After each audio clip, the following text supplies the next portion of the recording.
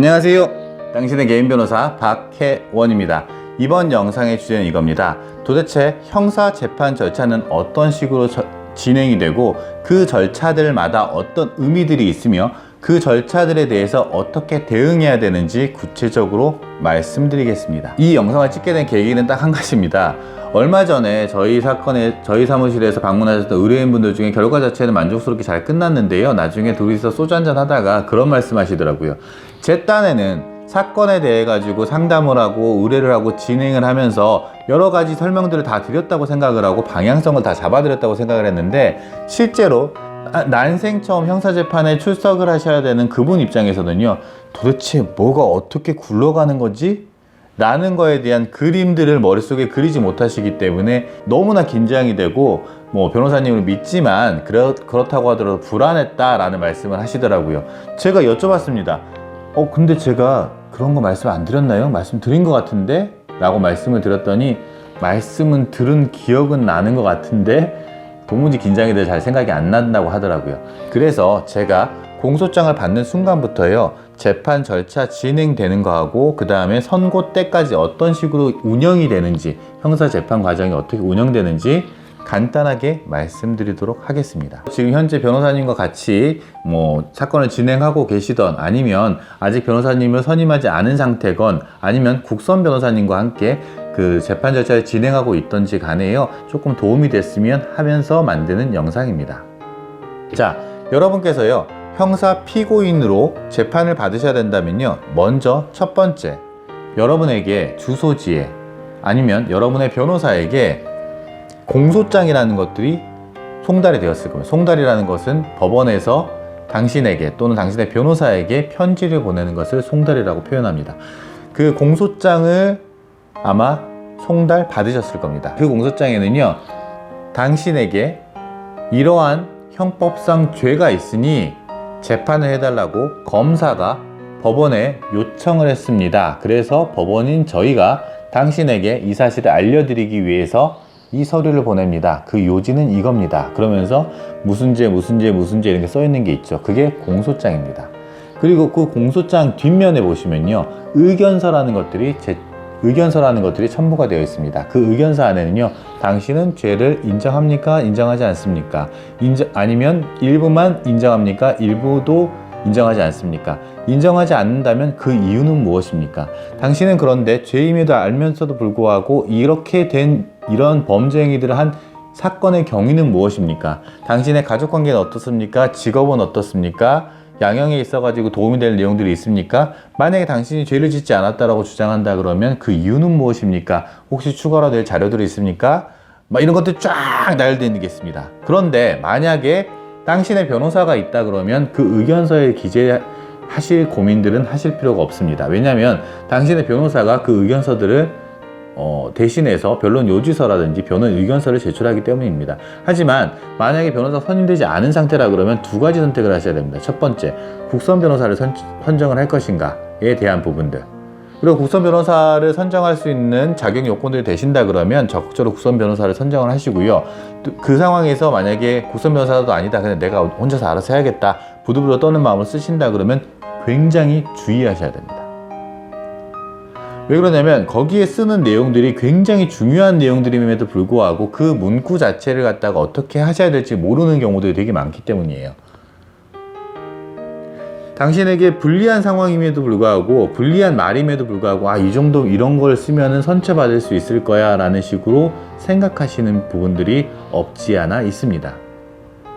그렇기 때문에 설사 그 여러 가지 상황들 때문에 변호사 선임하지 못한다고 하더라도요, 그 의견서를 작성하실 때라도 어떤 법률 전문가의 조언을 구하시기를 꼭 부탁드리겠습니다. 자, 그 공소장하고 의견서가 왔습니다. 보통 공소장과 의견서가 첨부가 될 때는요, 그것만 날라오는 경우도, 그것만 송달되는 경우가 있고요, 아니면 그 송달될 때 언제 재판이 열립니다가 기재가 되어 있는 경우도 있습니다. 변론기일 통지서가 같이 오는 경우도 있습니다. 변론기일 통지서를 받으셨다 그러면 그 날짜는 꼭 출석을 하셔야 됩니다. 지금 뉴스에서 보시다시피요, 전직 대통령도요, 전직 대통령조차도 그날 출석하지 않게 된다 그러면 구속될 가능성이 있기 때문에 그 날짜는 꼭 기억을 하셔가지고 출석을 꼭 하셔야 되고, 출석을 하지 못하신다 그러면 불출석 사유서를 갖다가 그 재판부에다가 제출하시는 것들이 좋습니다. 자, 그러면 서류 3개를 받았습니다. 공소장, 그리고 의견서, 샘플이죠. 세 번째, 변론기일 통지서를 받았습니다. 그리고 재판 절차에 들어갔습니다. 그러면 한참 많이 기다리시는 경우들이 많습니다. 그랬을 때 경위분이 나오셔가지고, 아니면은 무슨 사건, 서울중앙지검법원 2020 고단 2444 사건 피고인 홍길동 씨 나오세요. 나가십니다. 나가셨을 때 처음에는 보통은 서 계십니다. 피고인분들 서 계십니다. 그럼 판사님께서 첫 번째로 물어보시는 게 인정신문 절차입니다. 당신이 홍길동이 맞는지에 대해서 확인하는 것입니다. 그랬을 때 이렇게 물어봅니다. 홍길동 씨 맞나요? 네. 주민번호, 앞번호, 아니면 주민번호 불러보세요. 사시는 곳은 어딥니까? 등록기준지는 어딥니까? 라고 물어봅니다. 그것들이 이미 받고 계시는 그 공소장에 기재되어 있는 내용하고 동일한지 아닌지, 직업이 무엇인지, 이런 것들을 확인하는 절차입니다. 그 인정신문 절차가요, 당신과 당신의 운명을 소나기에 쥐고 계시는 재판장님과 첫 대면하는 시간입니다. 어떤 인상을 심어줘야 될지에 대해서 말씀 안 드려도 아실 거라고 믿습니다. 자, 그 다음 절차는 뭐냐면요, 인정신문 절차가 끝나면 공소사실에 대해 가지고 검사님 말씀하세요 라고 합니다. 그러면 검사님께서 그 공소장에 기재되어 있는 내용들의 요지들을 읽어줍니다. 이러한 사유 때문에 검사가 판사에게 처벌해달라고 공소장을 제출했습니다 라고 말을 합니다. 그러면 판사님은 그걸 들으시고요, 당신에게 이렇게 물어봅니다. 이 범죄 사실이라고 하는 공소장 기재되어 있는 사실에 대해서 인정합니까? 부인합니까? 만약 당신께서 이것을 인정할 것인지 부인할 것인지에 대해서 아직까지 결정이 되지 않았다고 한다 그러면, 제가 변호사님을 선임해서라든지, 아니면 제가 국선 변호인을 선임해서라도 좀 말씀드리겠습니다. 제가 좀 억울한 면이 좀 있는 것 같습니다 라고 말씀하시고 넘어가십니다. 만약에 인정을 하시기로 마음먹었다 그러면 인정하겠습니다 라고 말씀하십시오. 자, 그러면 인정신문이 끝났고요, 공소사실 인부에 대한 절차들이 진행이 되었습니다. 그 다음 절차가요, 증거 인부에 대한 증거조사 절차로 넘어갑니다. 증거조사 절차는 뭐냐면요, 영화에서 보듯이 제가 이 핸드폰을 들고 있습니다, 핸드폰을 갖다 드리고 이 핸드폰 녹음된 거 들어보십시오, 이런 식의 절차들이 아닙니다. 심지어 이렇게 생각하시는 분도 계세요.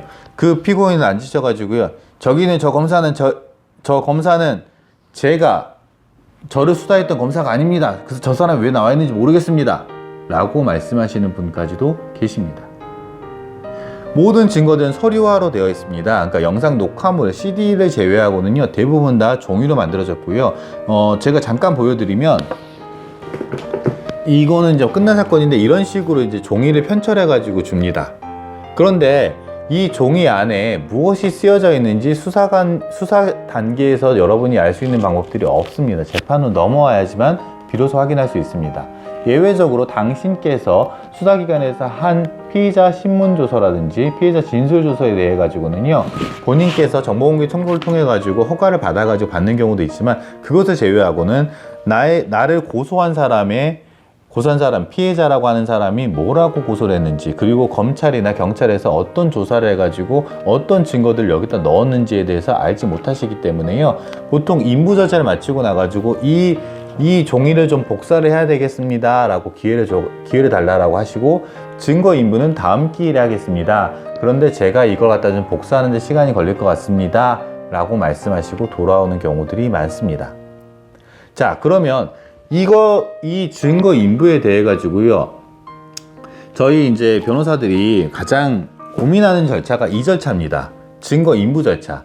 공소사실 인부 절차에 대해 가지고도 고민을 충분히 많이 하겠지만, 실제로는 증거 인부에 대해서 어떤 결정, 그러니까 인정할 것이냐, 공소사실 인정할 것이냐 말할 것이냐 라는 것을 고민이 끝난 다음에는요, 과연 그러면 이 증거를 가지고 이 증거 중에 어떤 것들은 없애버리고 어떤 것들은 더 부각을 시키고, 여기에 기록되어 있지 않은 새로운 증거들을 뭘 가지고 와가지고 재판부를 설득할 것이냐, 그것이 무죄를 다투는 경우에는 무죄에 관련된 무죄에 관련된 증거들에 대한 것들일 거고요. 그렇지 않고 양형, 그러니까 인정을 한다고 하더라도 형을 줄여달라는 증거들 같은 경우에도 마찬가지가 될 것입니다.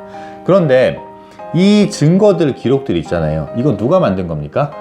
당신께서 그렇게 억울하다라고 말씀하시고 난 그렇게 뭐 인정한다고 하더라도 그렇게 큰 죄도 아니라고 말씀을 드렸지만 그럼에도 불구하고 처벌해야겠다라고 굳은 결심을 하시고 재판장님에게 처벌해 주세요라고 보낸 수사기관, 검찰 또는 경찰에서 작성한 것들이기 때문에요.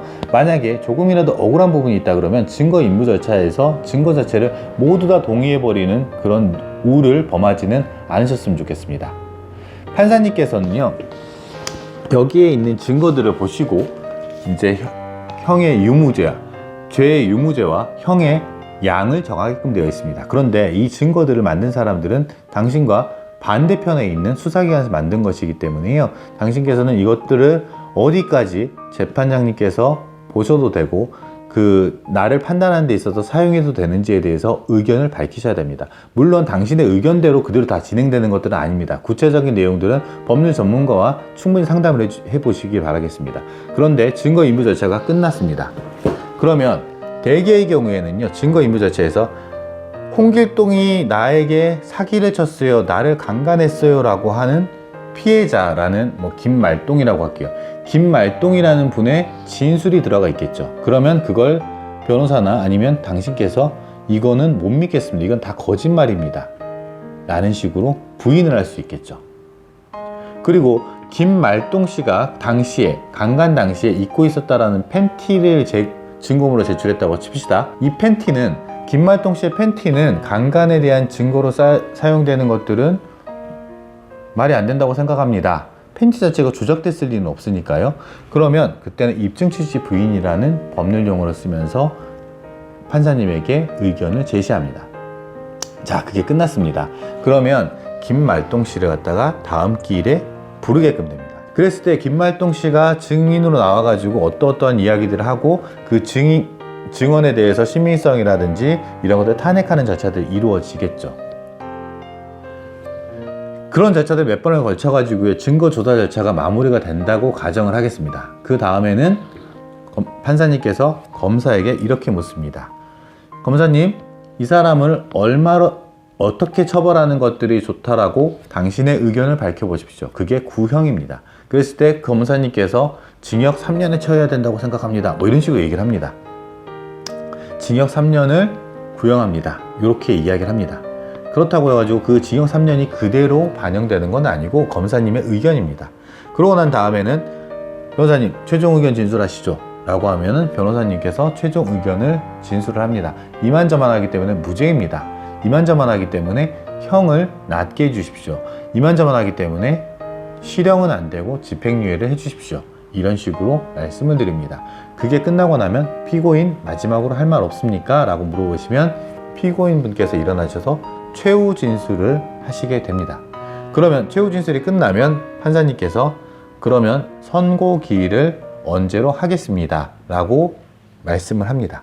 그러면 그 선고 기일날 출석을 하셔가지고요, 죄의 유무와 형량에 대한 그 판사님의 판단 내용을 듣고 심한 경우에는 바로 구속이 되는 경우도 있고요, 그렇지 않고 무죄로 곧바로 나오시는 경우들도 있습니다. 자, 한 가지만 더 말씀드리겠습니다. 첫 번째 기일이 열리고요, 그 다음 기일이 열리는 경우에는 보통 한 달 내외에 4주에서 6주 정도의 텀을 두면서 진행이 됩니다. 그렇기 때문에 첫 번째 공판에 가셔가지고 재판을 하시고 증거 인부에 대해서는 다음에 하겠습니다 라고 말씀한다 그러면 다음 기일까지 한 4주 정도 걸린다고 가정할게요. 그런 다음에 증인을 소환하는 데 있어서 또 4주가 걸립니다.